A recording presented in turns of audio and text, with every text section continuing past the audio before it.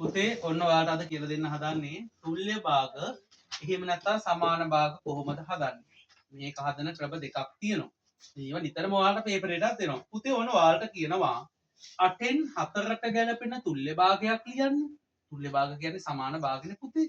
එතකොට ඔයා කරන්න ඕන පුංචි ක්‍රම දෙකක් තියෙනවා. එකක් තමයි පුතාලා දැන් කටුවැඩ කොලේ හරි පොතේ හරි පහලින් මෙතන හදන්න යන්නේ නෑ.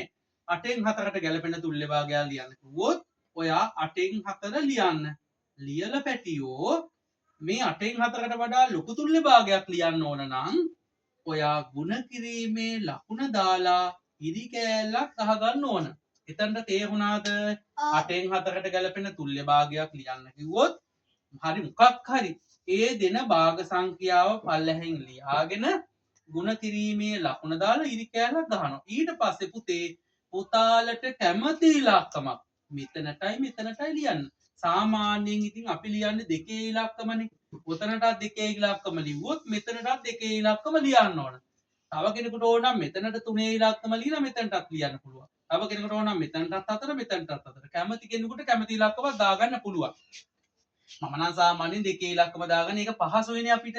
එහෙනම් 8න් 4ට ගැලපෙන තුල්්‍ය භාගයක් ලියන්න කිව්වොත් ඒ අදාළ භාග ගන්න ලියලා ಗುಣ කිරීමේ ලකුණ දාලා පුතේ ඉරි කෑල්ලක් ගහලා උඩටත් දෙක යටටත් දෙක දාන්න. දාලා ඉවරලා දැන් මොකද කරන්නේ? ඉරෙන් උඩයි ඉරෙන් යටයි හරස් අතර ಗುಣ කරගන්න මෙහෙම. 4 වරක් 2 කීයද පුතේ? 8යි. ඉරි කෑල්ලක් ගහනවා. 8 වරක් 2 කීයද පුතේ? 16යි. එහෙනම් 8න් 4ට ගැලපෙන තුල්්‍ය භාගයක් තමයි කීයද? 16න් 8. ඔන්න ඔහම ඔයාලට ඕන නම් ගන්න පුළුවන්. හරිද? තව කෙනෙකුට ඕන නම් ඔන්න මම තව ක්‍රමයක් ඕකම ආයි කියලා දෙන්නම්. 8න් 4ට ගැලපෙන තුල්්‍ය භාගයක් ලියන්න කිව්වොත් ගුණ කිරීමේ ලකුණ දැම්මා. ඉරි කෑල්ලක් ගැහුවා. ඔයාට ඕන 3ෙන් ගුණ කරගන්න ඕන නම් මෙතනටත් 3 ඉලක්කම දාන්න මෙතනටත් දාන්න. දැන් හරස් 4 ගුණ කරා. 4 වරක් 3 කීයද? 12යි. 8 වරක් 3 කීයද පුතේ?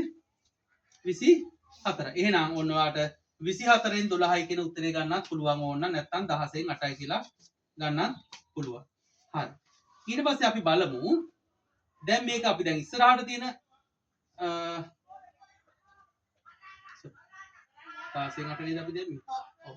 අපිට දැන් ඕන නම් ඕක පිටිපස්සට එන ගානක් හදා ගන්න ඕන. ඒ කියන්නේ තුල්්‍ය භාග දැන් මේ තුල්්‍ය භාගකට වඩා වැඩි අගයක් නේ අපි ලිව්වේ. ඕන නම් මේකට වඩා අඩු අගයක් හදා ගන්නත් පුළුවන්. සාමාන්‍ය පාට කරපු රූපවල එහෙම ඉන්නේ මේකට වඩා අඩු අගය නිතර. එතකොට කරන්න ඕන පුතේ මේක බෙදා ගන්න ඕන. දැන් අර ඉස්සරහට යන ගාන නම් උඩ කරනවා පිටිපස්සට උ ගානක් හොයාගන්න නම් බෙදන්න ඕන. හරි. එහෙනම් අපි 8න් 4 ලිව්වා. පුතේ 8 බෙදන්න දෙකට 8 දෙකට බෙදුවම කීයද? උඩයි යටයි එකම ඉලක්කමකින් බෙදා ගන්න. 8 දෙකට බෙදුවම කීයද? 4යි. ඊට පස්සේ 4 බෙදන්න දෙකට 4 දෙකට බෙදුවම කීයද? 2යි. එහෙනම් මේ 8න් 4ට ගැලපෙන තවත් ඊට වඩා අඩු තුල්්‍ය භාගයක් තමයි කීයද?